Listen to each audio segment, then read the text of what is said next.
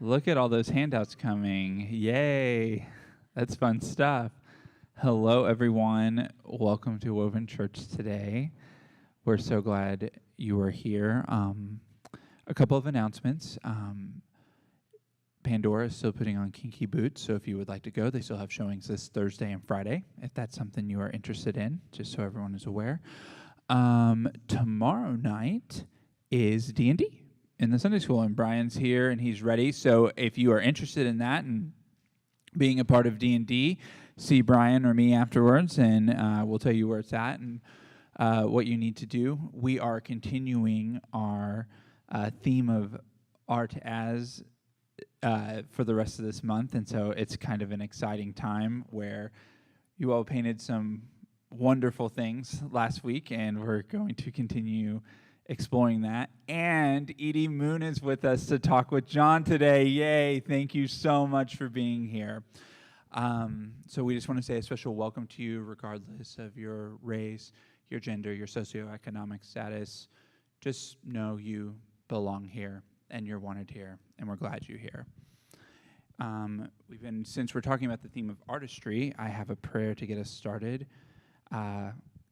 A prayer that says, "For when you're too exhausted to create, God of renewal, you have been emptied, or we have been emptied. We remember what it felt like to have an intent so awaken us that we could not help but send it to page, to stanza, to score, or to canvas.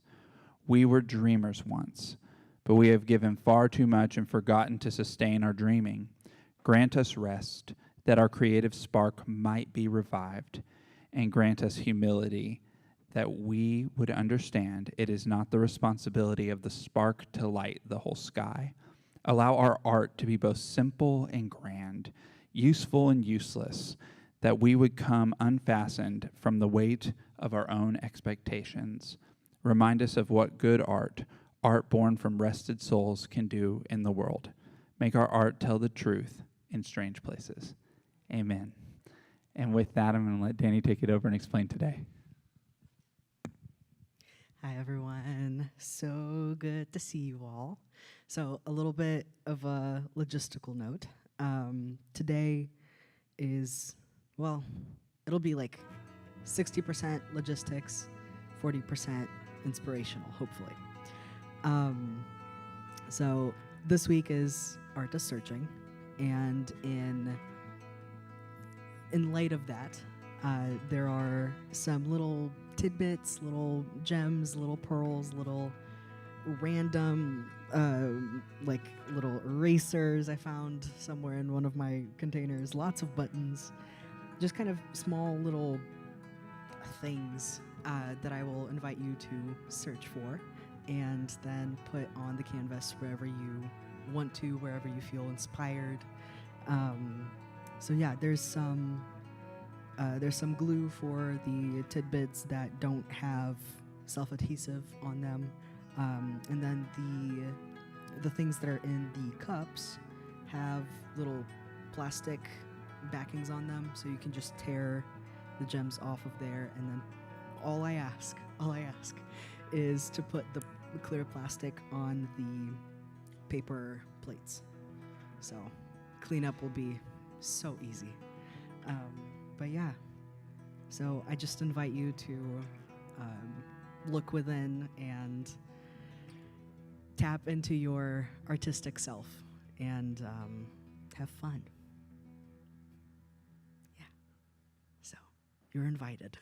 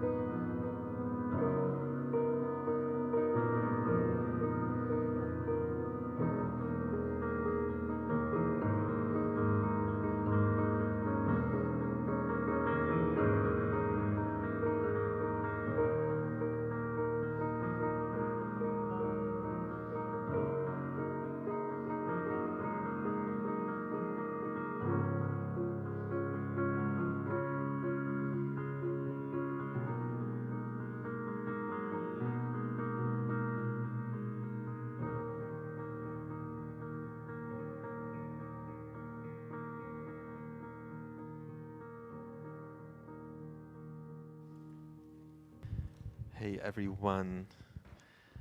I am so happy to, if you don't know Edie, to introduce Edie Moon to you. This is just a person that I would want anyone to know. Someone I think of as a dear friend. And, you know, have you ever had those people where, you know, like we've known each other for quite a while. Yeah. And we have so much history in our families and things. Yeah. But we've hardly spent any time together, personally. Yeah. And yet, you know, there are those people that you're like, oh, that's my people. That's Edie. She is our people. And the first time you came, it brought me a lot of pleasure. She was sitting right here. And after church, everybody just sort of gathered around her. We realized we had a few things in common. Yep.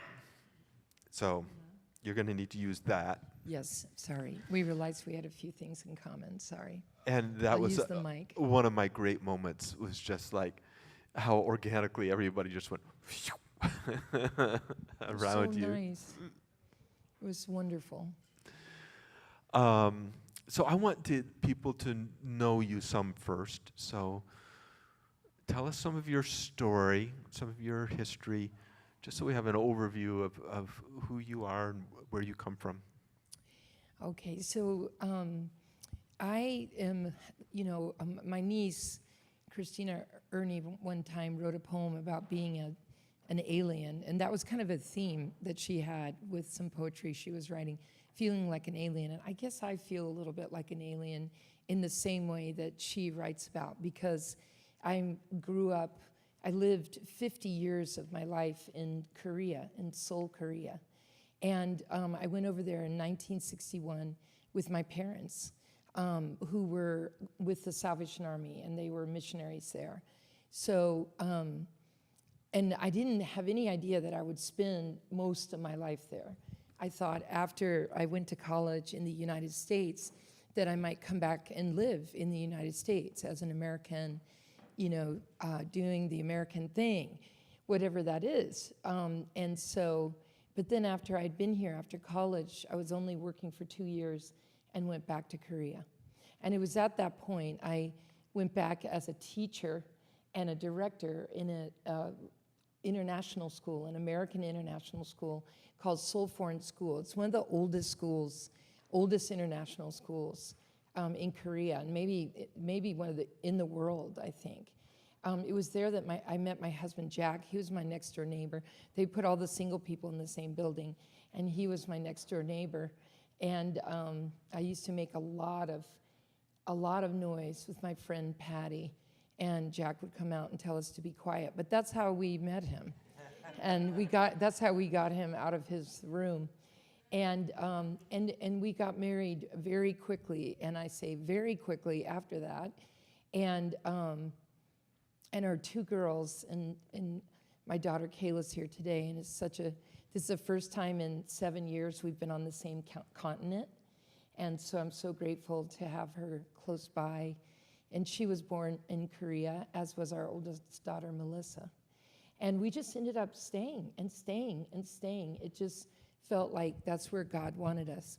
Eventually, I wasn't teaching English in the high school anymore. For the past 20 years, I've been a theater director. I started a program at the school, K through 12, and I was directing 6 or 7 shows a year, which was insane at times, but really, talk about a creative journey. And the reason we haven't spent time together is we've never been on the same continent until this year. So you were here for a while. Just a short while. When was that? What years? That was 20 years ago. We repatriated to America. It was wanted the girls to learn how to. That was 20 years ago? That was 20 years ago. It's crazy. Oh my goodness. And then after 3 years, we went back to Korea. For 17 years, I've been directing and leading this program. We wanted the girls to learn how to be in America, how to have a bank account, how to drive a car and, not get pulled over, how to, all these things that are very American that you have to learn. And now I'm back. So with Jack, I was just wondering something. Last week, Joe was here, Yeah. Joe Campbell. Right, And right, it right. was great. Yeah. But one of the things she said, that she fell in love with her husband because when she first got to know him and it was going to rain later in the day, he would bring an umbrella. And I so appreciate that. For those of you who aren't of this ilk, the way this works is, if it's not raining, why would you have an umbrella? And so if it's not raining in the morning when I leave, well, I would never take an umbrella because, well, it's not raining.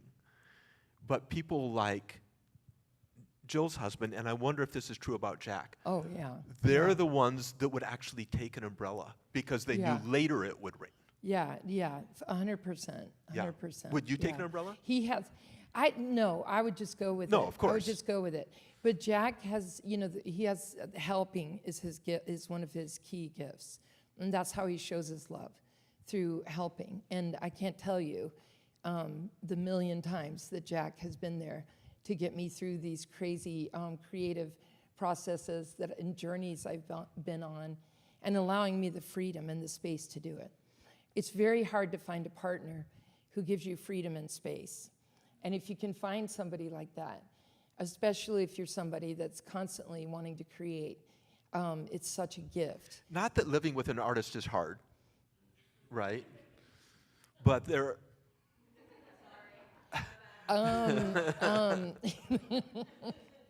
Yeah, it really has its ups and downs.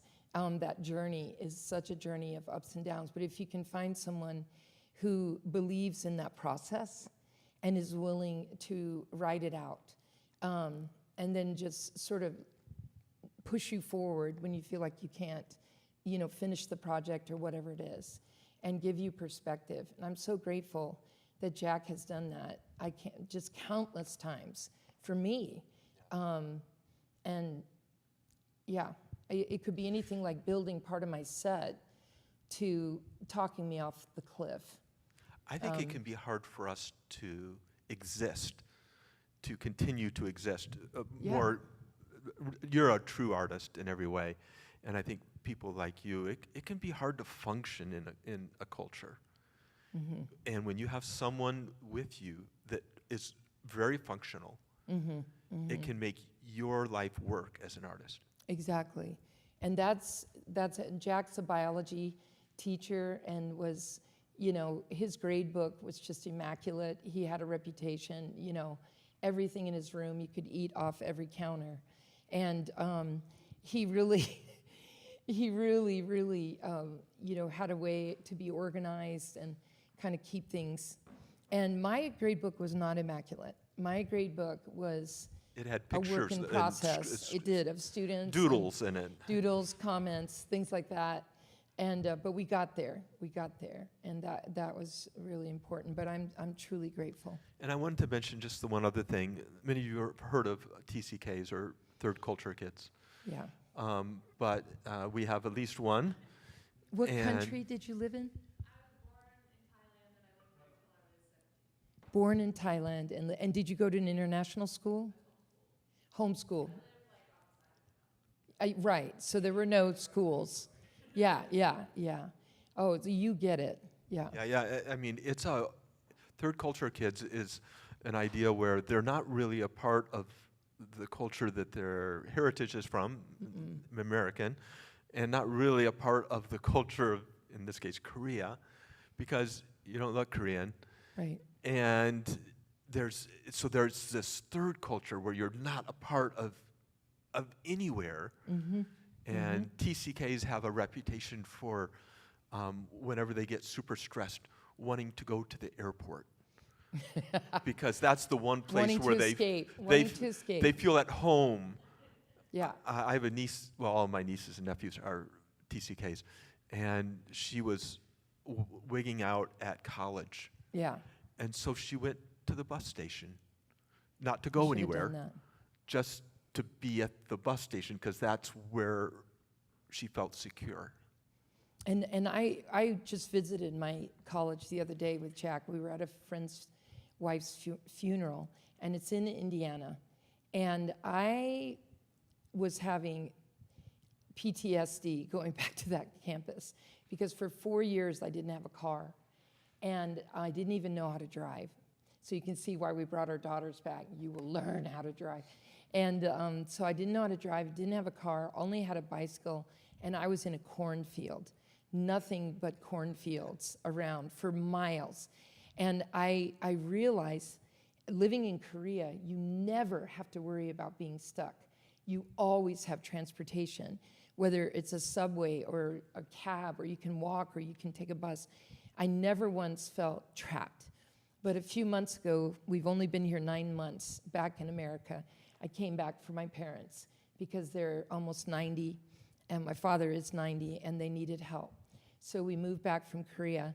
My car broke down, and you would have thought that, the whole world was crashing down around me. And I really was terrified that I would be stuck at my house and wouldn't be able to get out. And I think that's part of that third culture mindset, and you really don't want to be trapped. And if you're a global nomad, which is, has anybody here lived in more than 2 countries over a period of time? Well, we have a lot of students who are global nomads. In other words, they move every 3 years, and they are really, really anxious if they can't move. Keep moving, keep moving. So it's a very interesting, and when I was in college, nobody knew about that. Nobody knew about being a third culture kid. Nobody knew about being global nomad. So I just thought I was crazy the whole time I was in college. Well, college kind of does that to us a little bit. But I just felt like I was, like I said, an alien, and I didn't know the rules. So, yeah. Well, so put that with being an artist, which Yeah. already can make you feel like an alien. Right. And how did art intersect all of that cultural bit especially as you were coming to the States?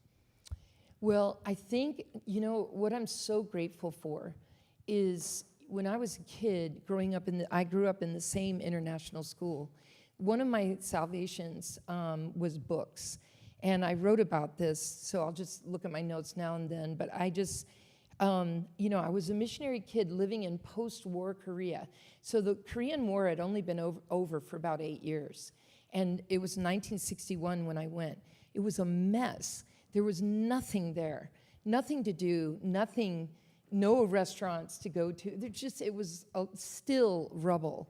And by the way, if you went there now, you would not know. I mean, Korea now is a fabulous place. Yeah, it has come. I mean, if you've heard of K-pop, if you like movies, Korea's had a movie in the Academy Awards for the last 3 years. It's in the top 10 economically, and that's a whole nother conversation, just talking about elements of Korean culture that I think made that possible, to go from rubble to that in my lifetime. So if you ever get a chance to go to Seoul or go to Korea in general, I highly recommend it for so many reasons. And I'm your girl if you want to know what to do and where to go.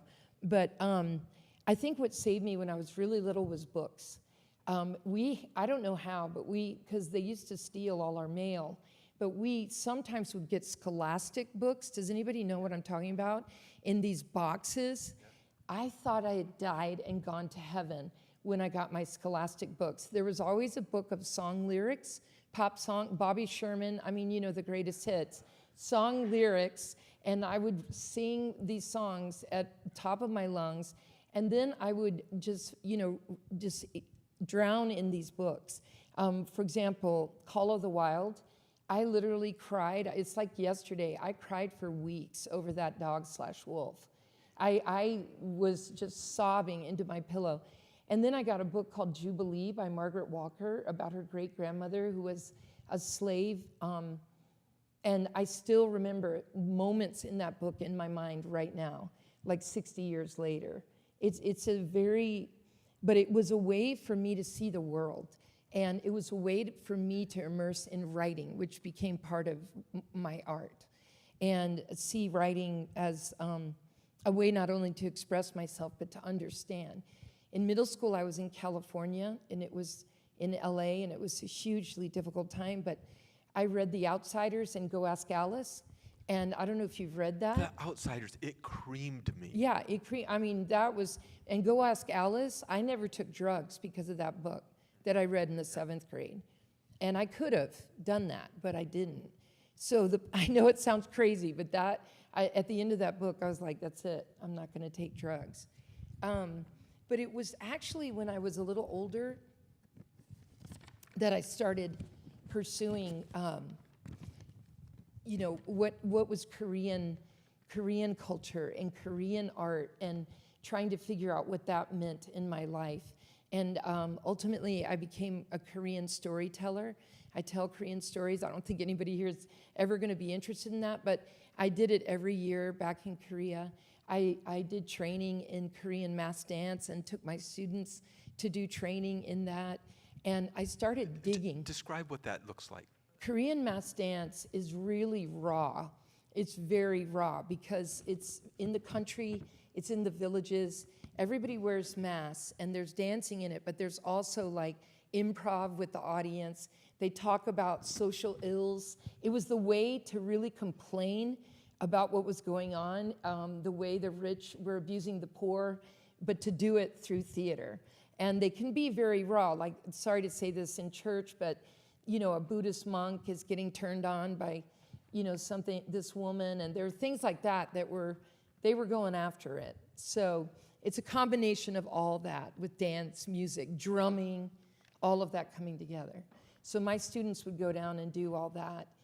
I was late in doing that, though. I was later in my life, and I'm sad about that because I wish anybody at my school had given me that opportunity. So I started to immerse in that culture. When I came back to Kentucky, I immersed myself in Kentucky culture. Kentucky books, writers, poets, musicians, because I couldn't understand my students. I had no idea what was going on. Why were they acting the way they were? They were, again, like a whole nother culture for me. So I went nuts. I read everything so that I could somehow see a little bit of how they see life. And that's what that's what all of the art I've ever done has done. One of the things that I say, and I wrote this my first page, is art is an expression of our spiritual transformation, but also our cultural transformation. If we study the art of the culture, if we study the art of a country, we will understand the culture. We'll understand their politics. We'll understand everything that you could imagine about them. And I think we miss that a lot. We miss it. I'm really interested in that specifically today for the idea of every culture has their questions. Yeah. And art is a better means, I think, to answering those kinds of questions that cultures ask than words often, than prose words often can. Mm-hmm. And so I'm just wondering, when you come to the States, Yeah. what are the questions that you see our culture asking? Specifically, I'm interested, are the questions you see now different than the questions you saw when you came here 20 years ago? And how art can help us search in those questions, search out those questions, and just the process of searching. Right. I think coming back to America, and I'm glad my new friend Micah is here because he's so good at asking questions and looking at these deeper issues. The questions that I see are so much about, number one, boundaries. What are boundaries? Do we need boundaries? How are boundaries affecting us? That's one key question that I've seen over and over. What is allowed? What's not allowed? And that's true in language. It's true in artistic expression. It's true in so much in the culture in America. The other one is, what is racism as opposed to caste system? There's a huge difference between racism and caste. And so I feel that we see both, in America, and in other countries too, not just America, but I'm just answering because of America. The other one is, how much value do we give to the elderly? How much value do we give to the poor? I feel like one of the things I see is a huge focus on love and protection, and what is it called? You want to, self-care, things like that. But a lot of it, you realize, if you really look at it, have any of you looked at going to a retreat center to have self-care and all this? I mean, you're paying tons of money. So I see that pattern. It's very hard to find something that a poor person could go to, somebody who doesn't have the money. Everybody is taking this medication to be thin. But can anybody else afford it? All the movie stars are dropping pounds like crazy. There's such there's just a question of, what do we value? Do we value the poor? Do we value the elderly? Do we value children in the schools? Do we value it or not? So is that markedly different in Korea than you see in America? No. Are they the same questions now? Even though, I mean, historically, you would say Korea values the elderly tremendously. And historically, they would have said, how are we going to survive? How will we survive? How will we overcome this poverty? How will we get out of this rubble? But the Western influence on Korea has been profound. The plastic surgery in Korea, I had girls who were 14 and 15, their parents gave them plastic surgery for graduation. And they came back to school, I was like, because they wanted eyelids. And they didn't think they had eyelids like Western faces. So they had surgery on their eyes to have eyelids. Or they broke their jaws so that they could have a certain shape to their face. That's huge in Korea. It's a huge problem. And there's this idealization of how you look. You're supposed to look a certain way, weigh a certain pound. And me being overweight in Korea, what a journey, because I speak Korean. So I heard every comment that was said about me. Because they didn't know that you spoke. They didn't know I spoke Korean. I heard every single comment. And they just assumed, under their breath. And people do that. People do that. And I don't want to make all Korean, I'm not trying to say Koreans are all doing that. There were just moments, and like that. But I do think that's at least changing a little bit more acceptance. But, for the LGBTQ community and different, it's a long way from being accepted in Korea. There are communities and so forth, but it's a long way. So in a lot of ways, they would be behind the states in They would be those ways. behind the states, I think, Yeah. very much so in that way. But we are seeing some changes, and certainly in our school, at Soul Foreign School, which is a Christian philosophy-based school. Not a Christian school like you would think of here, but it's based in a Christian philosophy, have made major changes in that regard of opening to everyone. Yeah, which I'm really grateful for, and was really a part of when I was there, which was good, as much as I could be. But through the arts, I could do that, and that was the beauty of being in the arts at Soul Foreign. Boy, that's great.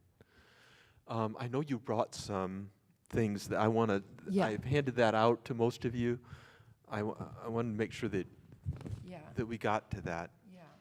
I wanted to, if it's okay, could I just say one more thing? I had a section on music, just because you had asked me how art had intersected with my life, and I'll just skip that.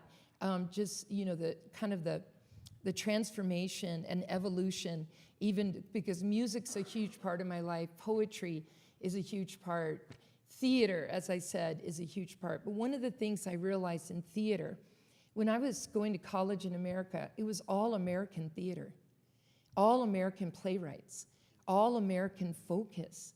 And I loved learning it.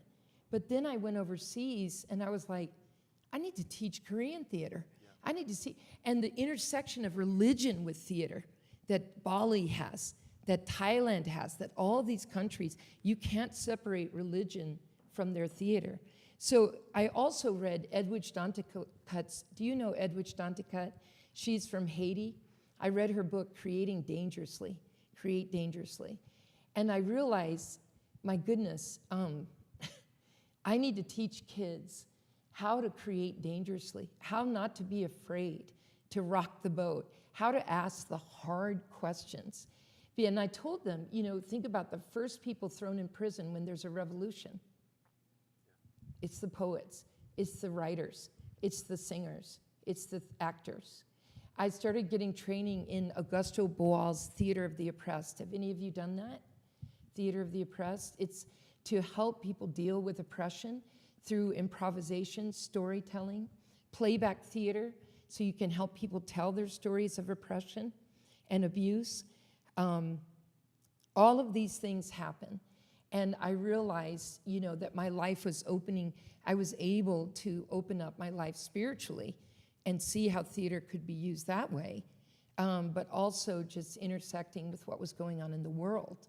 Instead of having such a limited view and giving my students that opportunity, that was my goal. The other day, do you know Dr. Linda Stratford? She's from Asbury. She did a very controversial series at her church on spirituality and art, and I went to the last two. The last one was Yoko Ono, performance art. I was like, this woman has got major guts. I love this. And she showed a video of a piece by Yoko Ono where Yoko Ono invited people to come up and cut pieces of her dress as much as they wanted. And she almost showed the entire thing. And we talked about all that happened while we were watching that. But she stopped before the very end, and you can imagine what the very end was. People just cut it all off. And here she's showing this to her Episcopal church body. That's so impressive. It's so impressive. Yeah. I was just like, Linda is I was gutsy, like this. whatever. I was like, all right, gutsy. girl, all right. But anyway, she did. But Linda has no fear. And I just want to tell you some questions that she asked that just burned in me. Can we take time to understand what an artist is doing, is really doing? What posture can we use? And I love this. What posture can we use to come to art that we experience? Can we come with a posture of authenticity and questions? Can someone like Andy Warhol, who was the week before, can someone like Andy Warhol ask theological questions we may have missed? And can we be faithfully present in a postmodernist world? And I was like, whoa, yeah, and then I realized I was the only one cheering, so I quickly quieted down other people. But people were with her. I mean, there were a couple of people. You're trying to do deconstruction, and deconstruction is so dangerous. And I was like, oh, wow, We're in a lot of trouble here. We're in a lot of trouble here, right?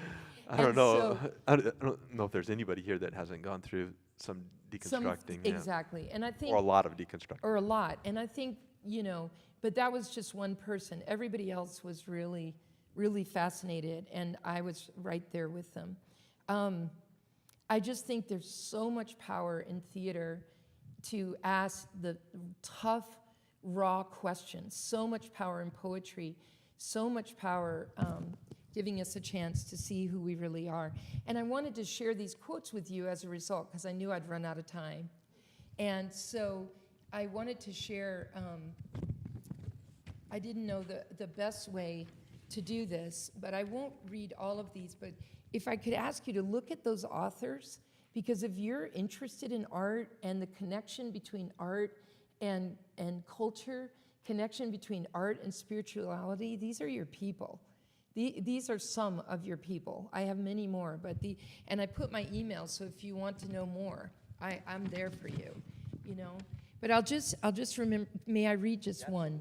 This is by Anne Bogart, who wrote a book called The Art of Resonance. I am reminded that art and theater were originally created to get us through anxious moments while finding successful shapes to embody our present ambiguities. Does anybody feel anxious? I do. Significant cultural, social, and political changes generally happen in times of rupture, not in times of stability. Moments of disruption are crucial for artists. In uncertainty and even panic, art has a unique role to reflect what is happening in ways that can clarify and help us to eventually move forward. Our job as artists is to become consciously resonant to the world rather than alienated from it, to connect with others and to create the conditions for resonance among us. We do not do this by forcing our will upon the world. Rather, we create the circumstances in which resonance might occur through theater. And I just believe that with all my heart.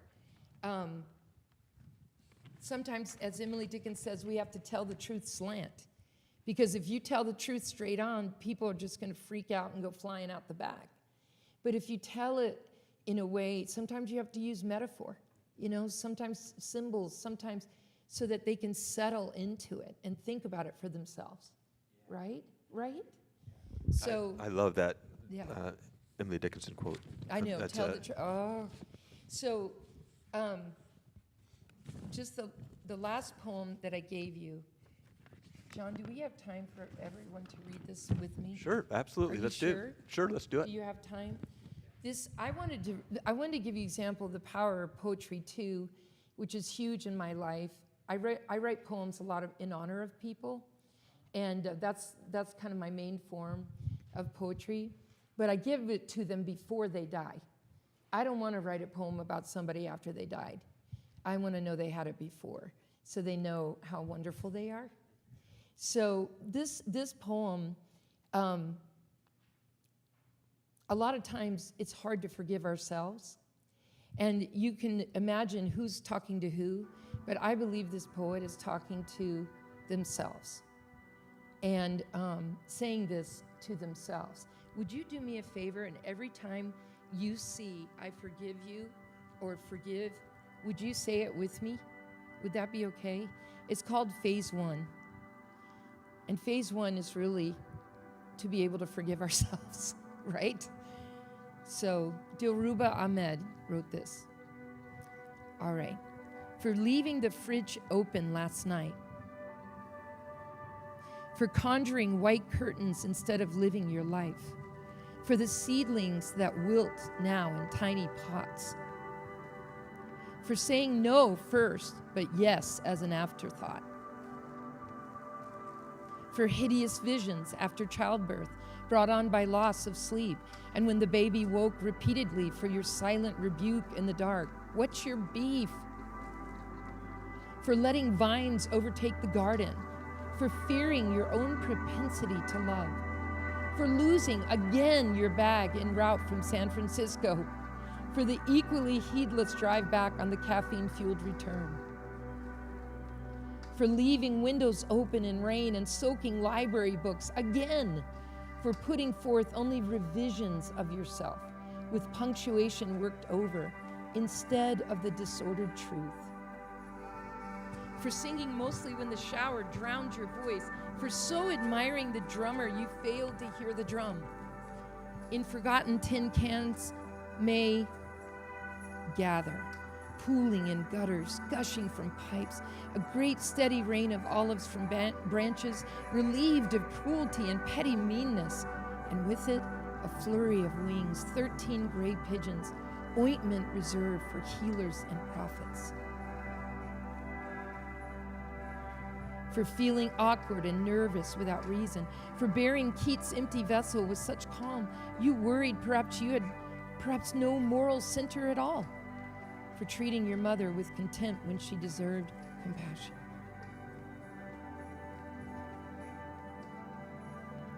For growing a capacity for love that is great, but matched only perhaps by your loneliness, for being unable to yourself first, so you could others, and at last find a way to become the love that you want in this world. Thank you so much, Edie. Thank you for this privilege. Wow, thank you. We're going to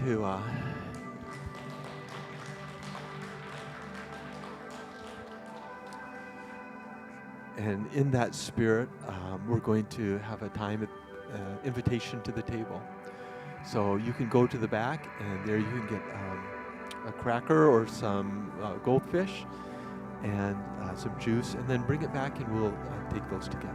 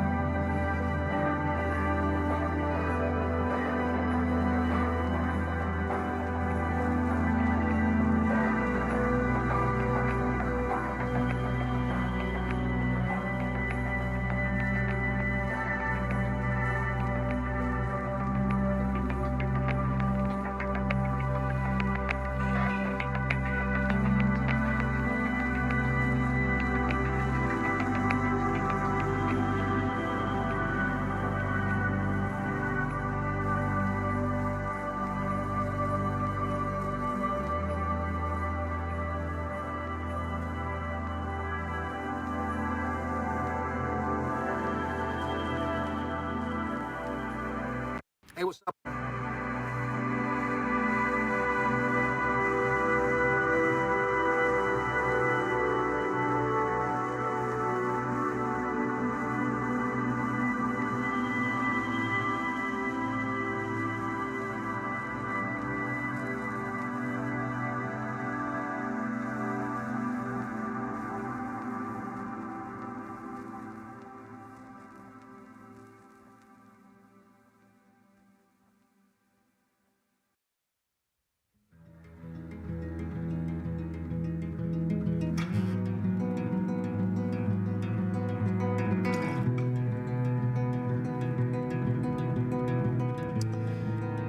And in that spirit of that poem,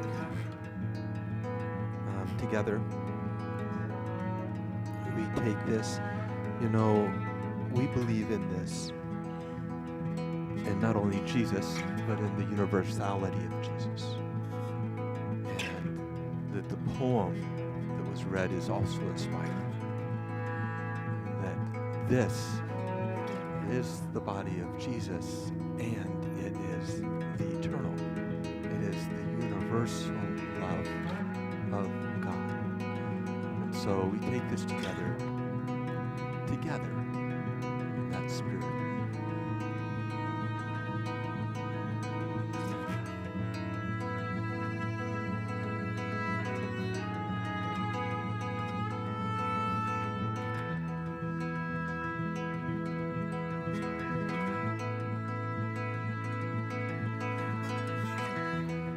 We all need food, and we need liquid to live.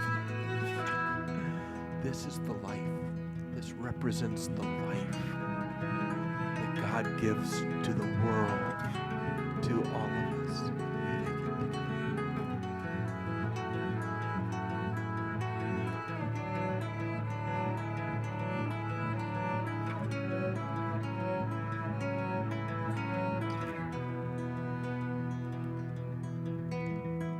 And dearest God, in joy we take these, celebrating you, celebrating not just your love, but that you have showed your love to us through the arts, through poetry, through design, through music, through visual arts, through dance. In every way, you have used the arts to show love, and we can show love to each other through the arts. So thank you. Thank you that we can do this in the spirit that you are in all things. And now thank you for this time together. In Jesus' name, amen. Edie, thank you so much for being here. Oh my goodness. I can't tell you just what it means to me to do anything with you. This is a joy. Thank you. And Danny, thanks for putting all this together. If we If you want to work more on the art piece, you're welcome to stay and do that. We rarely get out of here very early. We often just stick around for a while, and you're welcome to do that. Thanks for being here. We'll see you all next week. And then come to these things. Come to D&D if you can tomorrow, if that's your thing. And we love you and love your being here. We'll see you next week.